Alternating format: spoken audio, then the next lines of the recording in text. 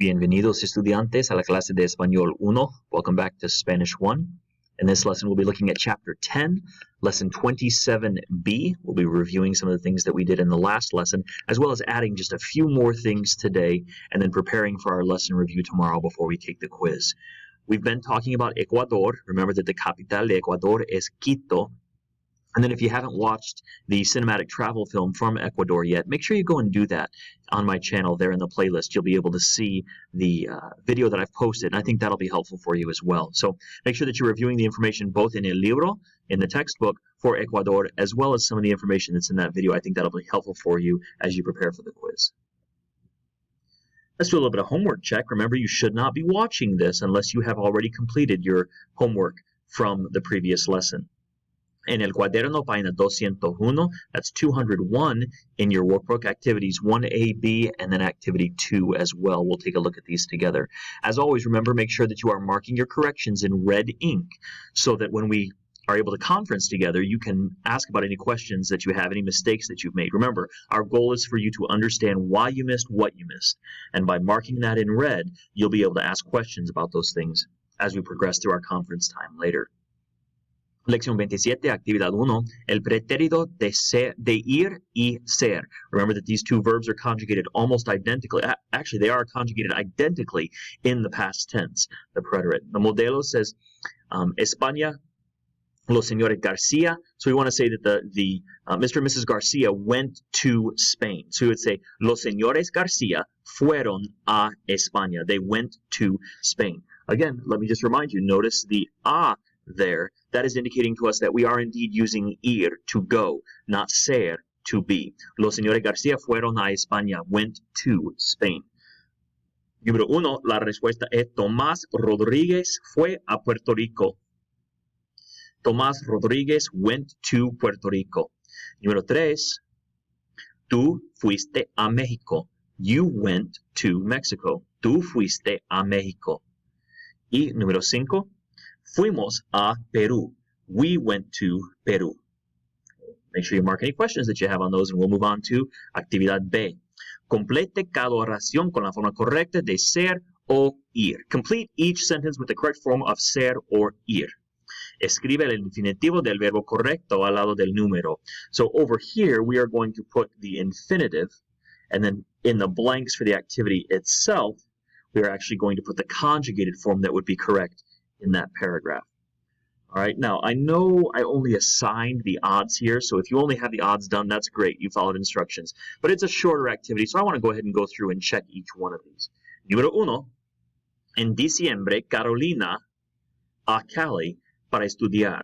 So in December, Carolina went to Cali to study. Remember, para estudiar means in order to. So she went there in order to study.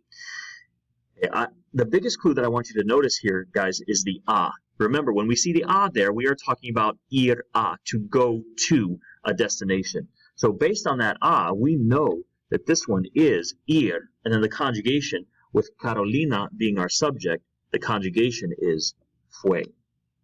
Número 2. Ella estudiante en Miami antes de ir a Cali. She was a student in Miami before going to Cali. Was, not went. So this one's different. This one is ser. The conjugation is the same because remember, we've already talked about how ir and ser have the same conjugations in español. Ella fue estudiante en Miami antes de ir a Cali. She was a student. Número 3. En marzo, nuestros padres a visitarla. Well, that one, you don't even have to translate the sentence necessarily because I can see right here that I have the a, which tells me that I'm dealing with the verb ir. En marzo, nuestros padres fueron a visitarla, went to visit her. In March, our parents went to visit her. Número 4, mis hermanos y yo, my brothers and I, a vivir con nuestros tíos, to live with our aunt and uncle. All right?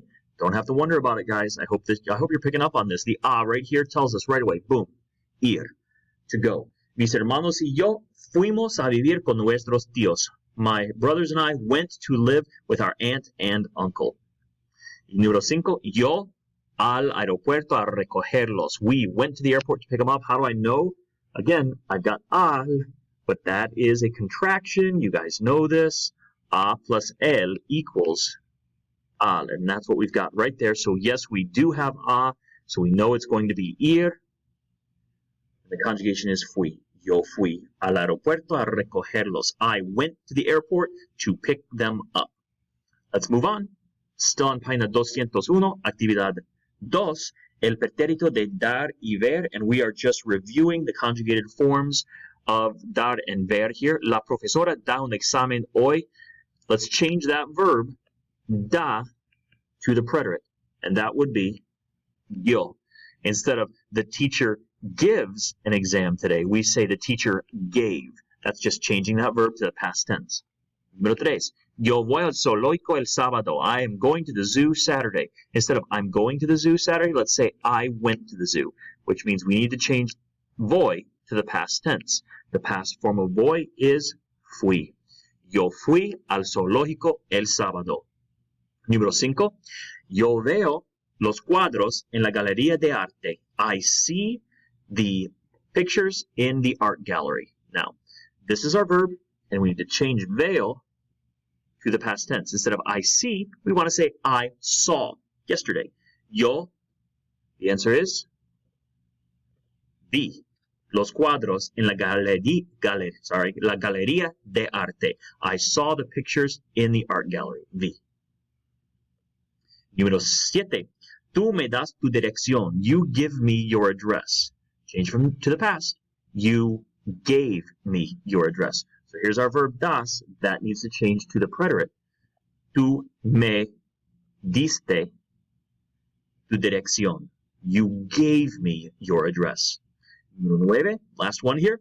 ¿Vas al centro esta tarde? Are you going to the mall this afternoon? Probably not.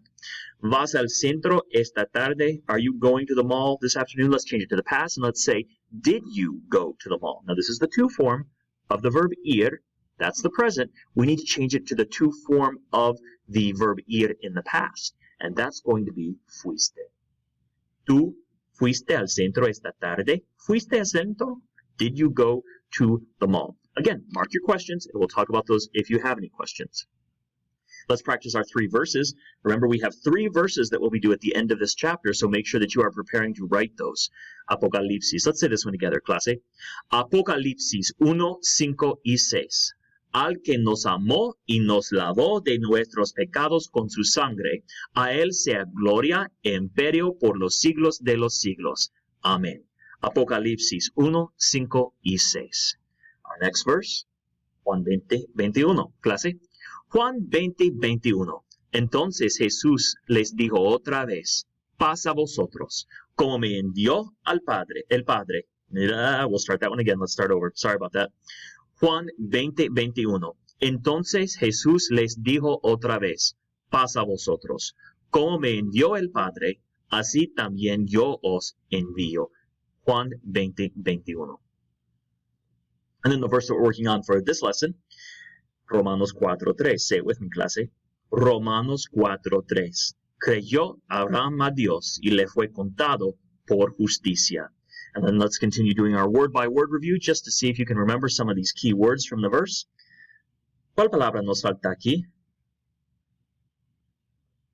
Contado, counted, contado. ¿Cuál palabra nos falta aquí? Fue, was, fue. ¿Y aquí? ¿Cuál palabra nos falta? Dios, God, Dios. ¿Y aquí? Justicia, justice or righteousness. Justicia. Y la última, the last one, ¿cuál palabra nos falta?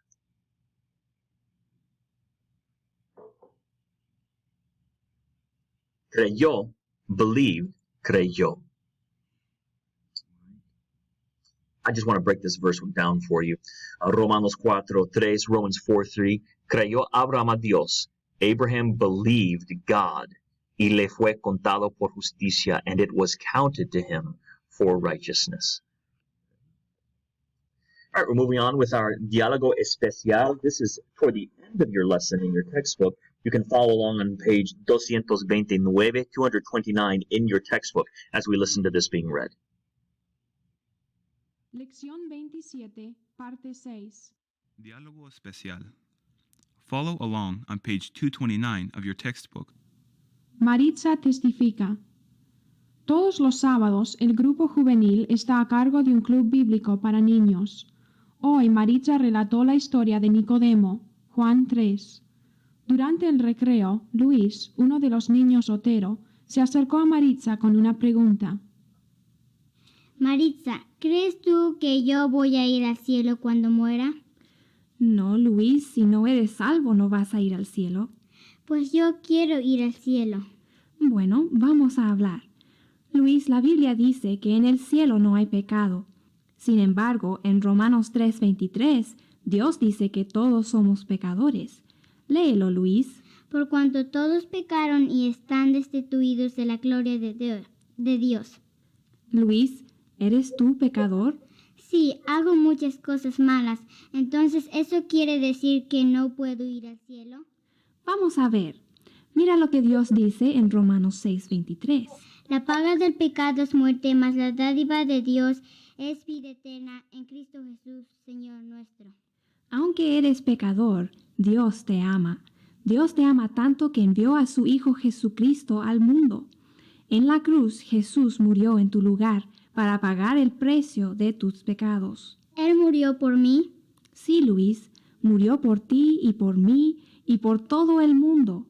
Él quiere perdonar tus pecados y darte vida eterna.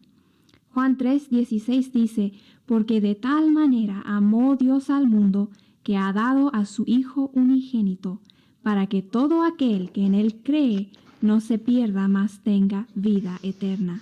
¿Qué tengo que hacer? Solo tienes que confesar tus pecados y pedirle perdón a Dios. ¿Crees que Jesús murió por ti? Sí, lo creo con todo el corazón. Ahora mismo voy a pedirle perdón a Cristo.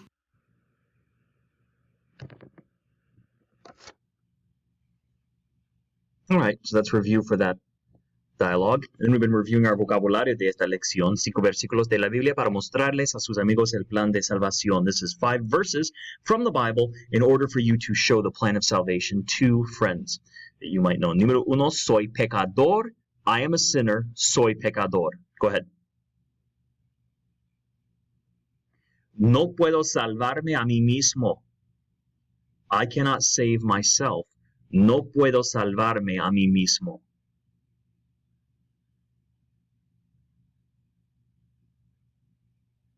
Dios me ama.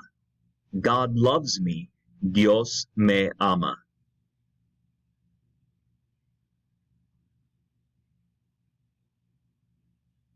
Cristo murió por mí. Christ died for me. Cristo murió por mí.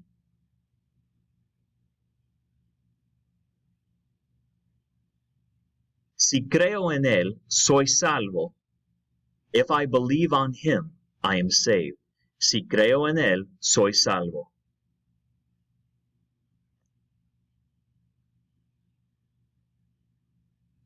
And again, make sure that you are matching up not only the expressions in Spanish and English, but make sure that you know the references as well. Las referencias, Romanos 3:23, Efesios 2:8-9, Juan 3:16, Romanos 5:8 y Hechos 16:31. You don't need to know those verses necessarily, but you should at least know the references. That will enable you, if you have the opportunity to share the gospel in español con una persona que conoces, a person that you know, then you want to make sure that you are able to point them to verses in the Bible, or at least find those verses yourself so that you can read those verses in Spanish to the person to whom you're witnessing.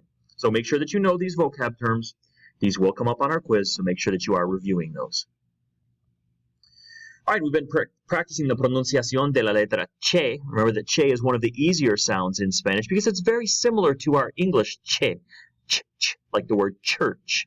Practice these words. Repita, clase. Pancho, leche, noche, ocho, derecha, chévere.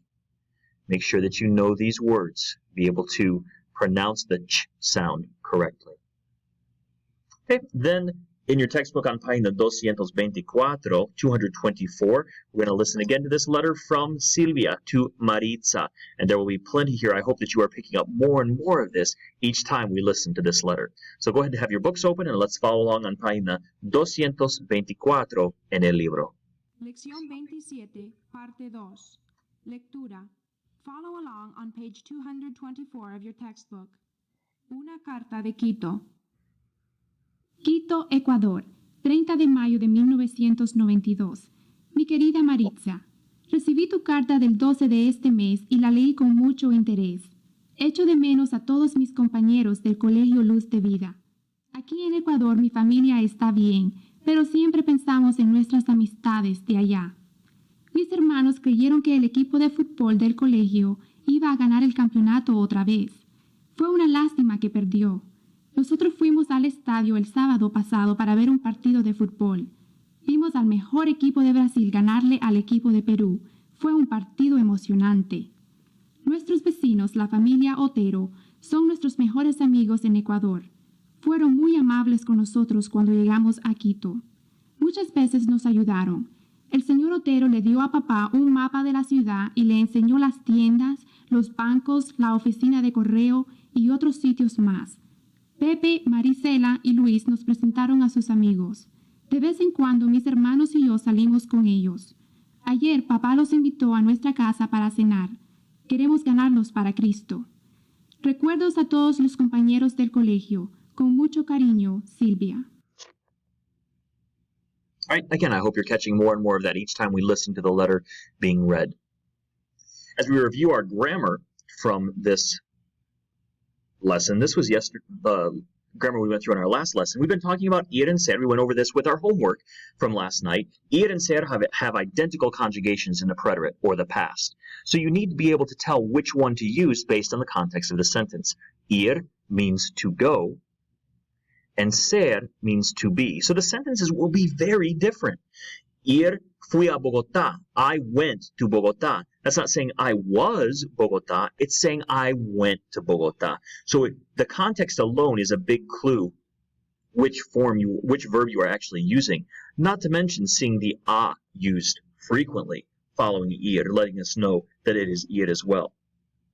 You can see the different usage of ser right across the page in the column. Fue estudiante en España. I was a student in Spain. So it's not I went to a student in Spain, I was a student in Spain. So the forms are easy to keep track of if you look at the sentence and try and figure out the meaning of each sentence that you're using. Dar and ver, although not identical, are very similar. Estamos en página 226, page 226 in your textbook here.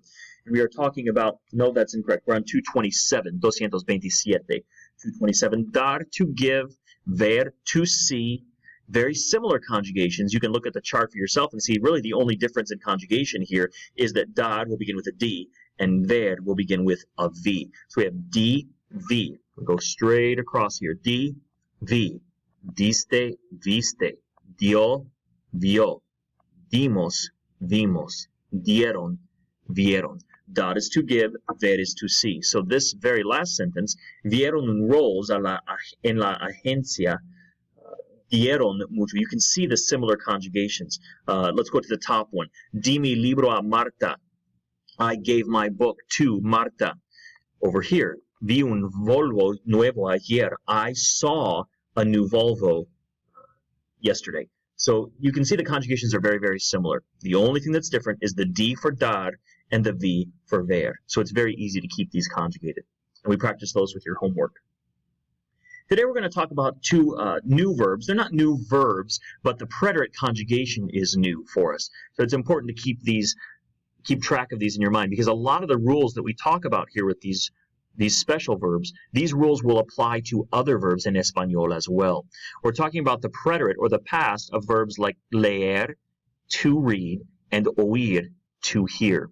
Look at the preterite forms of these verbs.